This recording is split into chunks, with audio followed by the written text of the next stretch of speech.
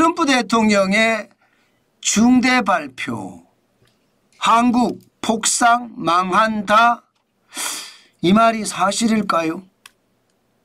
여러분, 발표 그 내용만 보면 사실일 가능성 굉장히 많습니다. 그럼 발표 내용이 뭐냐? 아직까지 발표는 안 됐습니다. 오는 4월 2일 날 트럼프 대통령이 나라마다 상호 관세를 얼마를 부과할 것인가 방침을 발표하기로 했습니다. 아마도 말입니다. 이게 나라마다잖아요. 얼마를 저는 발표를 할지 굉장히 두렵습니다. 현재까지 보면 말입니다. 예를 들어 캐나다와 멕시코에는 25% 추가 관세를 발표했잖아요. 중국에게는 지난 2월 4일에 10% 1차 추가 관세를 부과를 한 데 이어서 지난 3월 4일에는요. 또 10% 2차 추가 관세를 부과를 했습니다. 충격적이죠. 여기에다가 품목별 관세라고 해서 철강과 알루미늄에는요 25% 관세를 3월 12일부터 매기고 있고요. 이제 4월 2일부터는 외국산 자동차 부품에 25% 관세를 매깁니다. 이때부터 이제 쉽게 말하면 관세를 내야 되는 겁니다. 그런데 진짜 놀라운 것, 한국이 폭삭 망한다 이렇게 이야기하는 것, 제가 왜 그런 이야기를 할까요?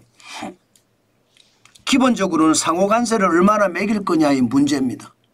상호관세가 지금까지 매기는 것을 보면 낮게는요 보편관세를 10에서 20% 매긴다고 했으니까 10에서 20%는 기본이 될 거고요.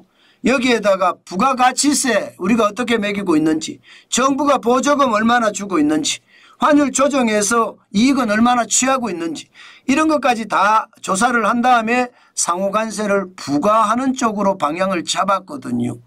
현재까지는요.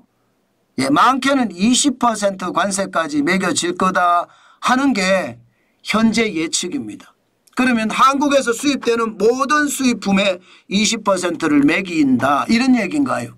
문제는 20%를 다른 나라도 똑같이 매기기 때문에 우리에게 피해는 좀 줄어들 수 있다 이렇게 이야기할 수 있습니다.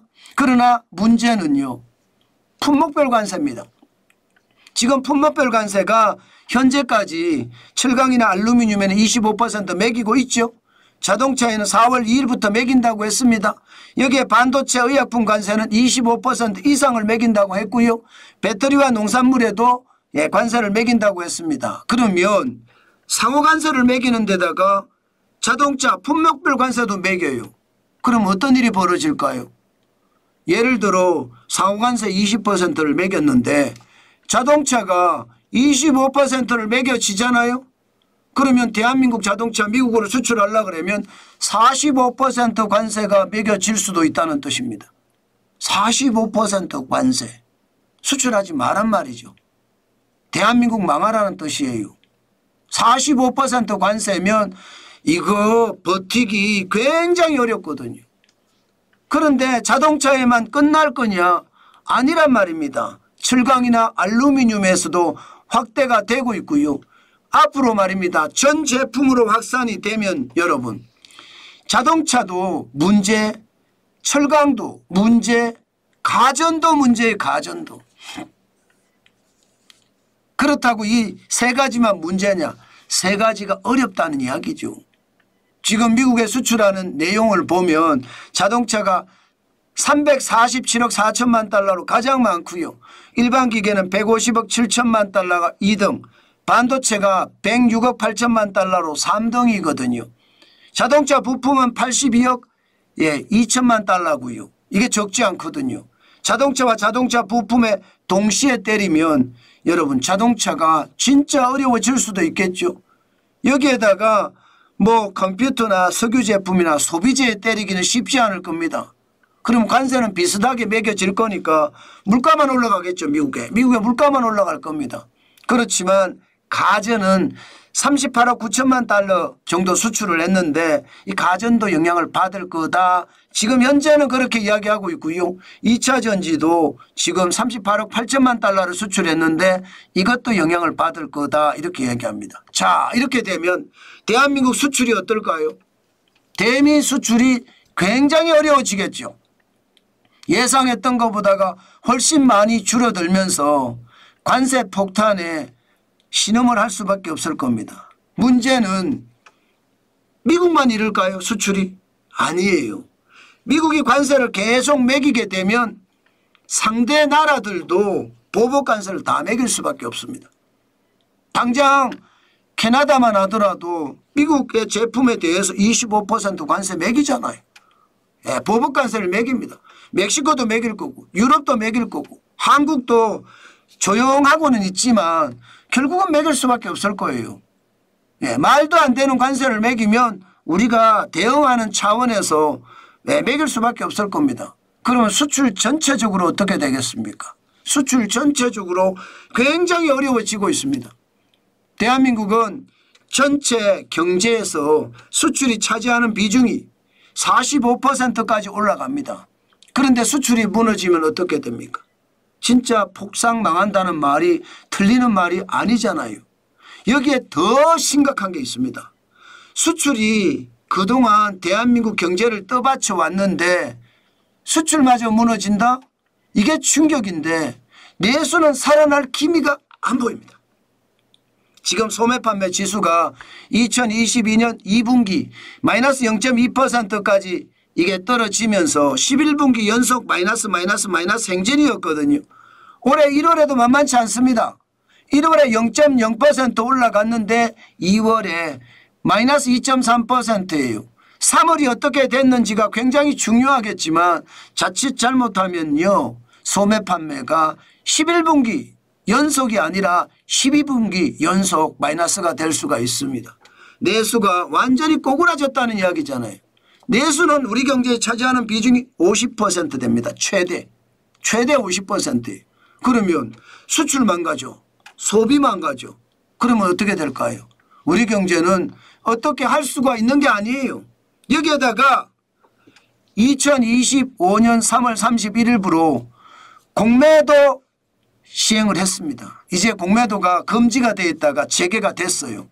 어제부로. 그러면서 말입니다. 시장은 지금 대혼란기거든요. 대혼란기. 제가 왜 이런 말씀을 드리느냐. 외국인들이 무지막지하게 빠져나가고 있습니다.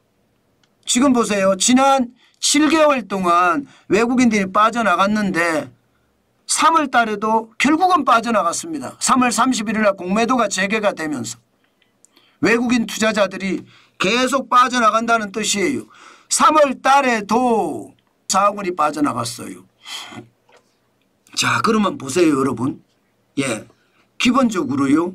경기가 좋을 때는 이 공매도가 오히려 시장에 긍정적인 작용을 합니다.